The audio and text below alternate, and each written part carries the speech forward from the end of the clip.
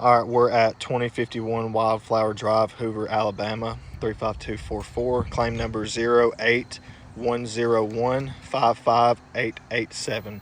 Attempting to repair this shingle here. Hey, I'm Casey. Yeah, we're going to go ahead. We've already marked out the shingle that we're going to be pulling out. We did bring another shingle to replace it with, another 3-tab. This roof is close to about 20 years old, so just to be honest with you right at the gate, I'm not really expecting anything too great from this.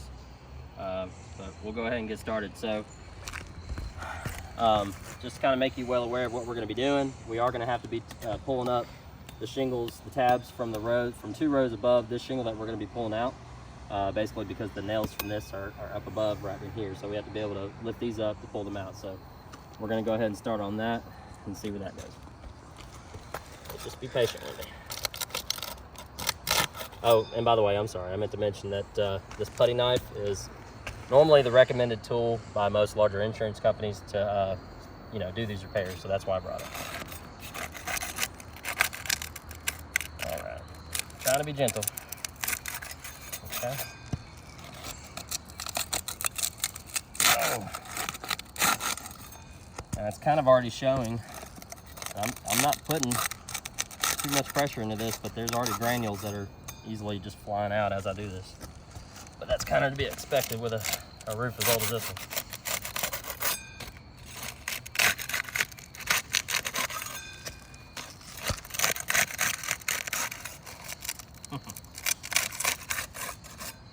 Okay, row number 3 right here. Let me get this corner too.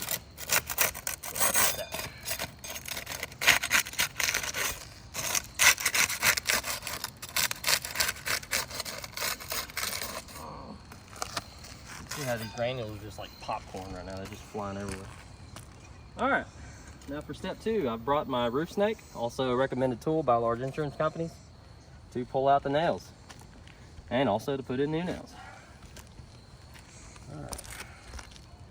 So another thing, you don't want to pull up the shingles past a 45-degree angle because we are trying to make sure that the pliability is still there during this repair test. At the same point, we're not trying to damage anything. We're just trying to repair, right?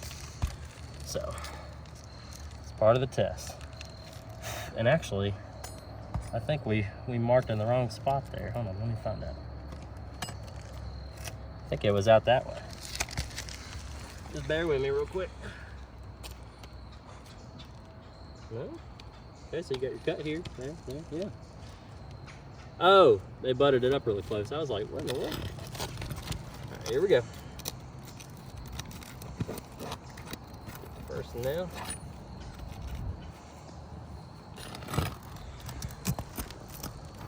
So already, this thing being a pain in the butt, and that nail just tore right through that shingle. Right through it. Yeah, we're trying not to, like I said, lift the shingle above it any higher than 45-degree angle.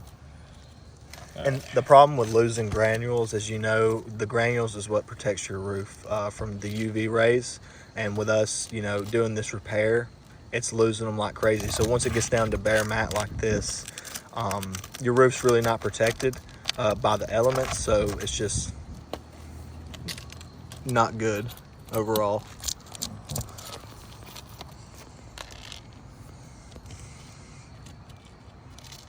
Now, luckily, the shingle right here that we're replacing was the one that got torn during that process, but who's to say that that's not easily going to happen in other areas where we don't have to do repairs. So it likely will, and we're just damaging the integrity of the roof at that point. Not wanting to, but that's what's going to happen in this case, just due to the age and the pliability.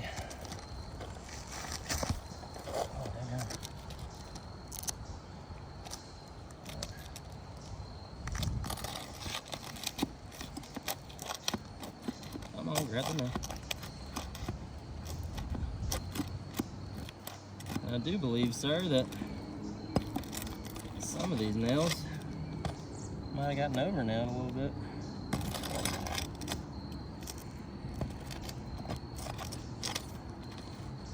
Probably these shingles weren't sliding off. All right, now go up the row.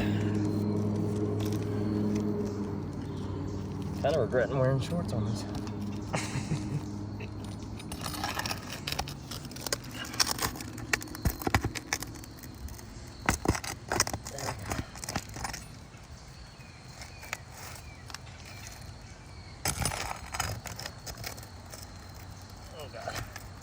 See, this is gonna be the same case.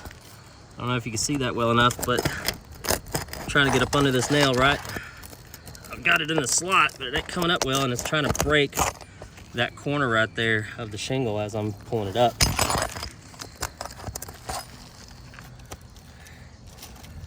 Oh God. Try not to lift up the shingle above it too high. This is... Your knees hurting? No, it's not that. I think I just do this too well.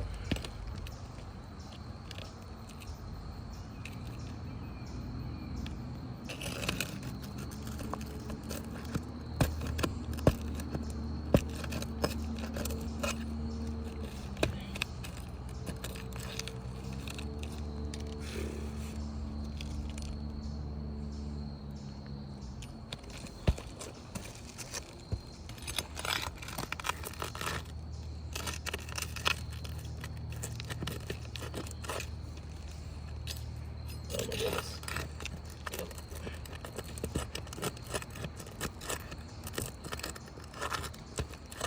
There we go. That has just about demolished that shingle right there where the nail hole was. See how easily that's just tearing apart? And I mean, that's not my tool getting into it like that. That's just me trying to pull the nail up. It's easily tearing up the shingle. I don't know about you, but I don't like that. So look at that. Tear there. Yeah, well, I mean, that's to be expected, but up here, no, not there. It's right in here is where it was really ripping that one up. See how it just kind of tore right into that. All right, let's go ahead and put the new shingle in.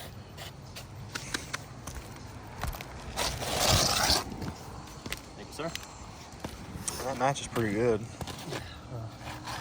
It's not too hard to match up a 3-tab as long as it's not discontinued these days. They're all pretty much the same length for the most part. The same width. Alright. Now, I can go back with the new nails, but I brought some. I can go back with the old nails, but I brought some new ones. And hold on, be patient with me. It'd be easier if I just took this off. There we go. I made the mistake of mixing them in with a bunch of other fasteners that I have in this tool belt. All right. The other reason I have this roof snake is so that I don't have to lift up each of the shingles higher than a 45-degree angle in order to place them in. And we can still make this look good.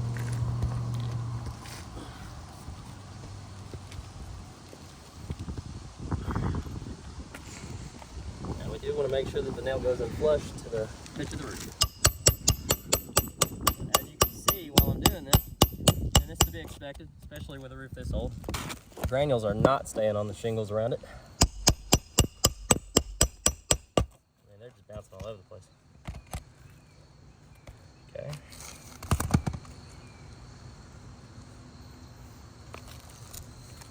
And let's note, with a roof this old, these shingles will never properly seal back down, which will then affect its water shedding ability. So the first straight line wind that comes through here, all these shingles that we've had to pull up to repair this one here will then be affected by any straight line wind that comes through. So then making it non-repairable because it affects its water shedding ability.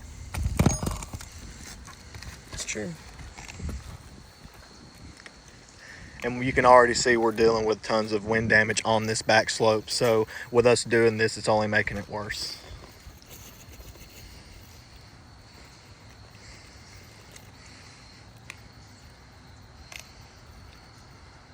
Sorry guys, bear with me. I should have came a little bit better prepared with where my nails are. That should be good. Yeah, alright. Okay.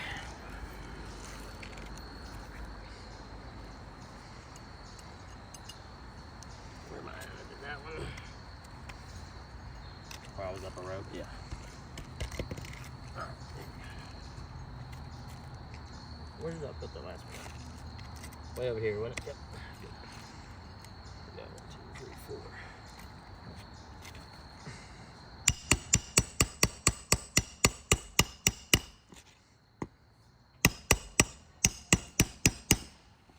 And once again, the granules aren't only coming off of these shingles, it's coming off all the ones above it as well, so we're causing widespread damage.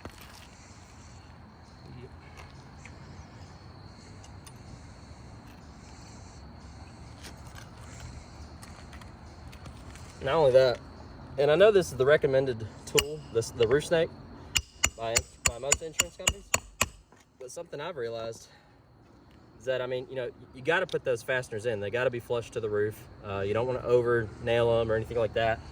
But at the same point, whenever you're putting them in, I mean, you know, even if you get it flush to the top of these shingles, typically what you end up doing, because you see how you got like that big flat bottom base right there, is from what I've seen a lot of times, you end up actually like kind of bruising the shingle right here that you're hammering down on top of.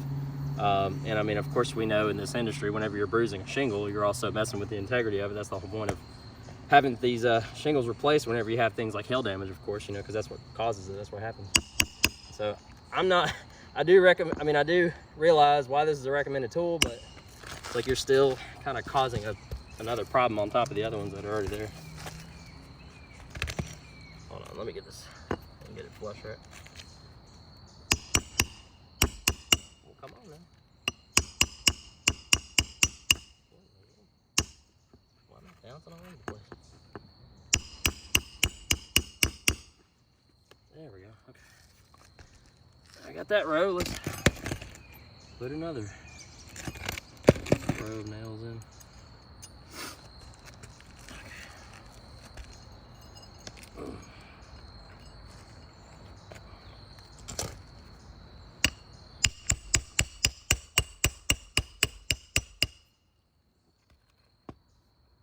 Here, scoot up just a little bit, buddy. Sorry.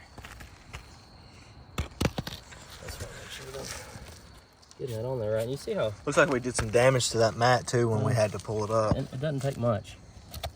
No, that was from me hammering it in, but still.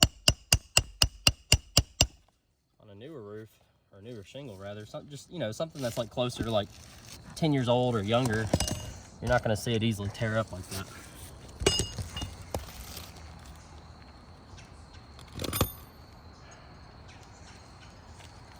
That was just.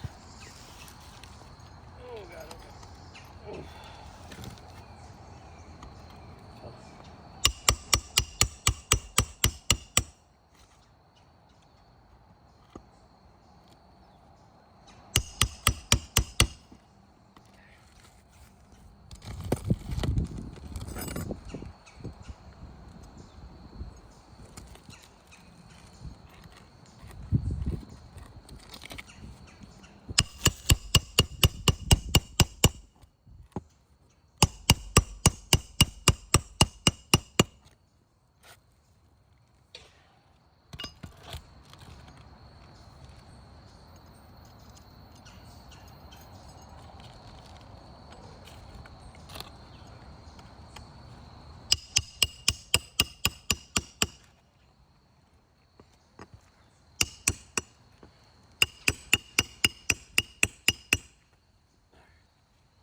They're all in there. They're all flush.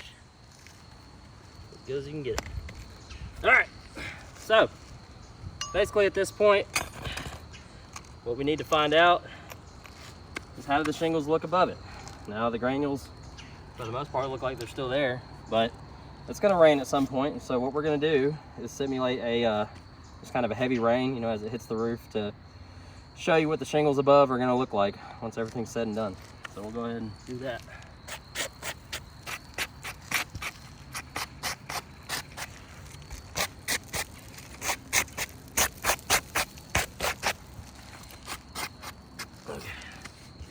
All right.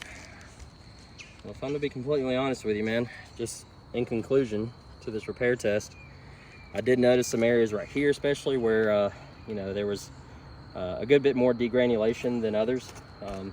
But if you just kind of take a good look around this roof, there's more spots that really look like that where the repairs need to be done than not.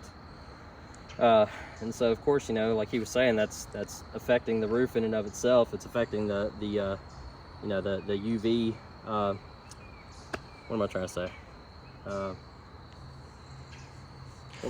So what will happen is when the fiberglass, so the way a shingle's made up is you have a fiberglass mat and asphalt granules pressed super hard into that mat, and that's what protects your roof from UV rays, weather exposure, and all that. So once you get down to this mat, which us reinstalling a new shingle cause severe degranulation, not only will it not seal, but degranulation is not good, because once it's exposed to the sun and UV rays, it's going to crack this mat.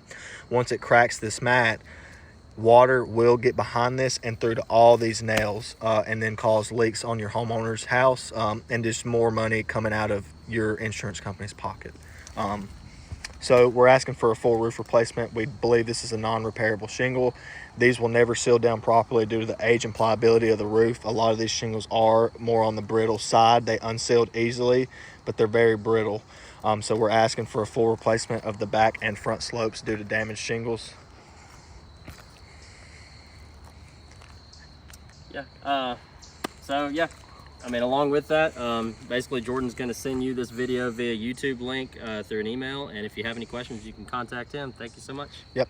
And as you go around, what he was talking about with the degranulation, where we have to move shingles where there are damaged ones right now, it's just kind of the case everywhere. You just walk here, I mean, you can see severe degranulation throughout these areas. So once again, we would be causing widespread damage.